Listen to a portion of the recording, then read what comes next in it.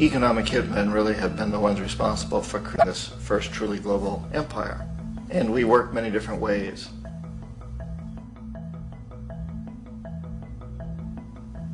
But perhaps the most common is that we will identify a country that has resources our corporations covet, like oil, and then arrange a huge loan to that country from the World Bank or one of its sister organizations.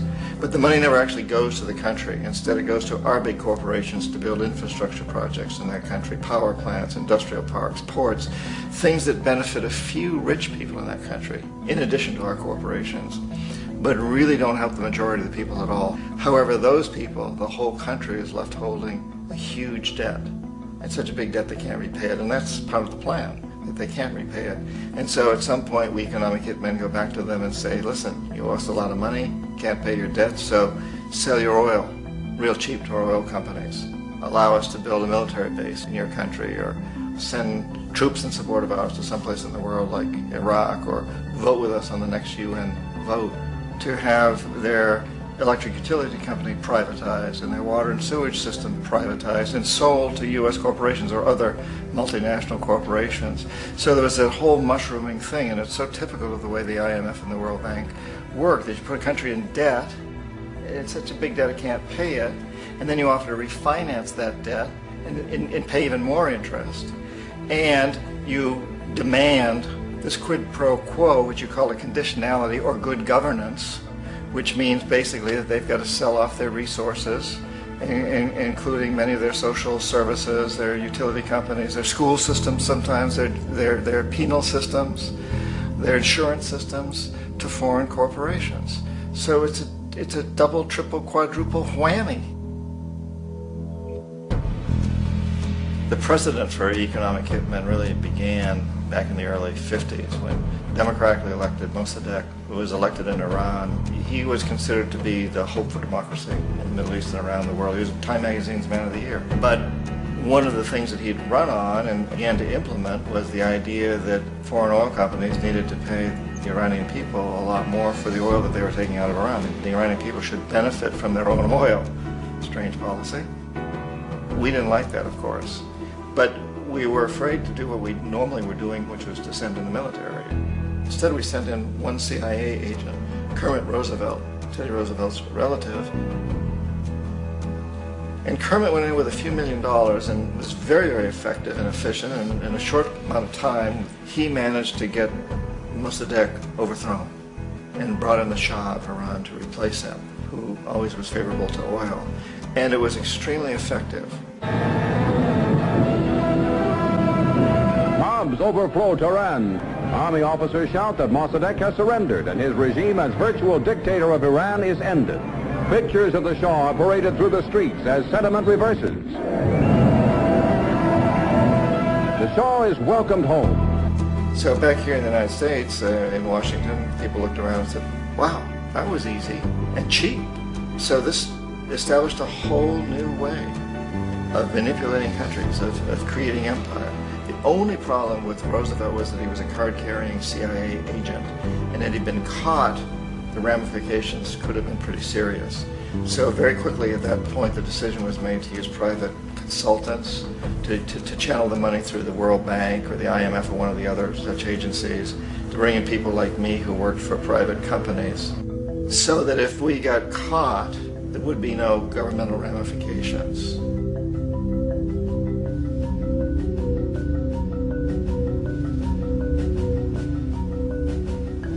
When Arbenz became president of Guatemala, the country was very much under the thumbs of United Fruit Company, the big international corporations. And Arbenz ran on this ticket that says, you know, we want to get the land back to the people. And once he took power, he was implementing policies that would do exactly that, give land rights back to the people. United Fruit didn't like that very much. And so they hired a public relations firm, launched a huge campaign in the United States to convince the United States people, the citizens of the United States, and the press of the United States, and the Congress of the United States, that Arbenz was a Soviet puppet, and that if we allowed him to stay in power, the Soviets would have a foothold in this hemisphere. And that, at that point in time, was a huge fear on everybody's mind, the Red Terror, the Communist Terror. And so, to make a long story short, Out of this public relations campaign came a commitment on the part of the CIA and the military to take this man out. And in fact, we did. We sent in planes, we sent in soldiers, we sent in jackals, we sent everything in to take him out, and did take him out. And as soon as he was removed from office, the new guy that took over after him basically reinstated everything to the big international corporations, including United Fruit.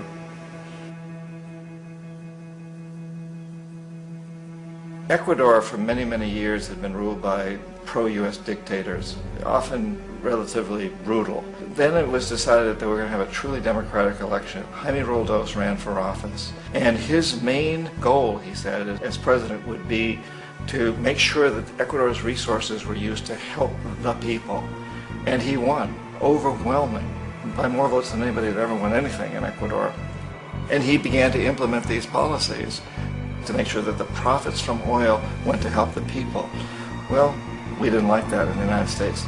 I was sent down as one of several economic hitmen to change Roldos, to corrupt him, to bring him around, to let him know, okay, you can get very rich, you and your family, if you play our game, but if you continue to try to keep these policies you've promised, you're going to go.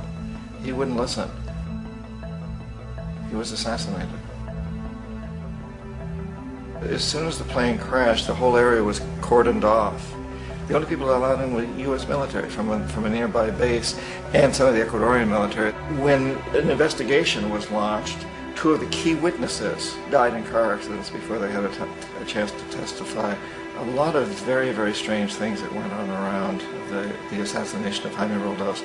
I, like most people who've really looked at this case, had absolutely no doubt that it was an assassination. And of course, in my position as an economic hitman, I was always expecting something to happen to Jaime, whether it be a coup or assassination, I wasn't sure, but that he would be taken down because he was not being corrupted. He would not allow himself to be corrupted the way we wanted to corrupt him.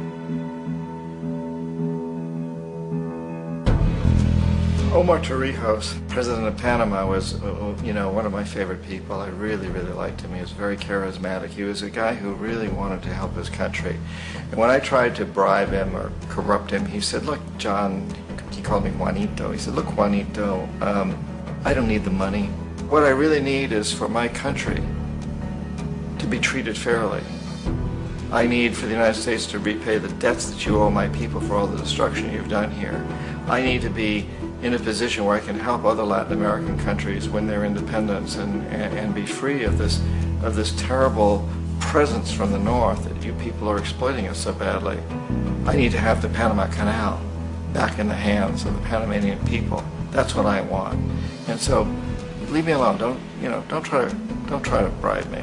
It was 1981, and in May, Jaime Roldos was assassinated.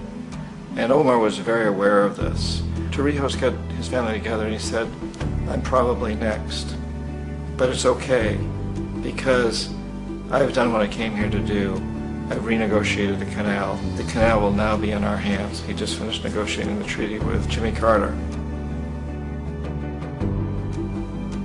In June of that same year, just a couple of months later, he also went down in an airplane crash, which there's no question was executed by CIA-sponsored jackals.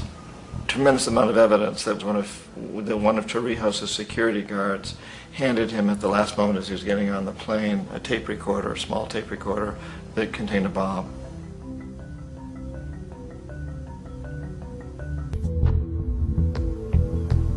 Iraq actually is a perfect example of the way the whole system works. So we economic hitmen are the first line of defense. We go in and we try to corrupt governments and get them to accept these huge loans, which we then use as leverage to basically own them. If we fail, as I failed in Panama with Omar Torrijos and in Ecuador with Jaime Roldos, men who refuse to be corrupted, then the second line of defense is we send in the jackals. And the jackals either overthrow governments or they assassinate. And once that happens and a new government comes in, boy, it's going to toe the line because the new president knows what will happen if he doesn't. In the case of Iraq, Both of those things failed. Economic hitmen were not able to get through to Saddam Hussein. We tried very hard. We tried to get him to accept a deal very similar to what the House of Saud had accepted in Saudi Arabia, but he wouldn't accept it. And so the jackals went in to take him out. They couldn't do it. His security was very good. After all, he had one time worked for the CIA. He'd been hired to assassinate a former president of Iraq and failed, but he knew the system. So in '91 we send in the troops and we take out the Iraqi military. So we assume at that point that Saddam Hussein is going to come around. We could have taken him out, of course, at that time, but we didn't want to. He's the kind of strong man we like. He controls his people. We thought he could control the Kurds and keep the Iranians in their border and keep pumping oil for us. And that once we took out his military, now he's going to come around. So the economic hitmen go back in the 90s without success. If they'd had success, he'd still be running the country. We'd be selling him all the fighter jets he wants and everything else he wants. But they couldn't. They didn't have success. The jackals couldn't take him out again. So we sent the military in once again, and this time we did the complete job and took him out, and in the process created for ourselves some very, very lucrative construction deals. We had to reconstruct a country that we'd essentially destroyed, which is a pretty good deal if you own construction companies, big ones. So, Iraq shows the three stages. The economic hitmen failed there, the jackals failed there, and as a final measure, the military goes in. And in that way, we've really created an empire, but we've done it very, very subtly. It's clandestine. All the empires of the past were built on the military, and everybody knew they were building them. So the British knew they were building them, the French, the Germans, the Romans, the Greeks, and they were proud of it. And they always had some excuse, like spreading civilization, spreading some religion, something like that. But they knew they were doing it. We don't. The majority of the people in the United States have no idea that we're living off the benefits of a clandestine empire, that today there's more slavery in the world than ever before. And then you have to ask yourself, well, if it's an empire, then who's the emperor? Obviously, our presidents of the United States are not emperors. An emperor is someone who's not elected, doesn't serve a limited term, and doesn't report to anyone, essentially. So you can't classify our presidents that way. But we do have what I consider to be the equivalent of the emperor, and it's what I call the corporatocracy. The corporatocracy is this group of individuals who run our biggest corporations, and they really act as the emperor of this empire. They control our media, either through direct ownership or advertising. They control most of our politicians because they finance their campaigns, either through their corporations or through personal contributions that come out of the corporations. They're not elected, they don't serve a limited term, they don't report to anybody. And at the very top of the corporatocracy, you really can't tell whether a person's working for a private corporation or the government because they're always moving back and forth. So, you've got a guy who one moment is the president of a big construction company like Halliburton, and the next moment he's vice president of the United States, or the president who is in the oil business. And this is true whether you've got Democrats or Republicans in the office. You have the moving back and forth through the revolving door. And in a way, our government is invisible a lot of the time, and its policies are carried out by our corporations on one level or another. And then again, the policies of the government are basically forged by the corporatocracy and then presented to the government. They become government policy. So it's an incredibly cozy relationship. This isn't a conspiracy theory type of thing. These people don't have to get together and plot to do things.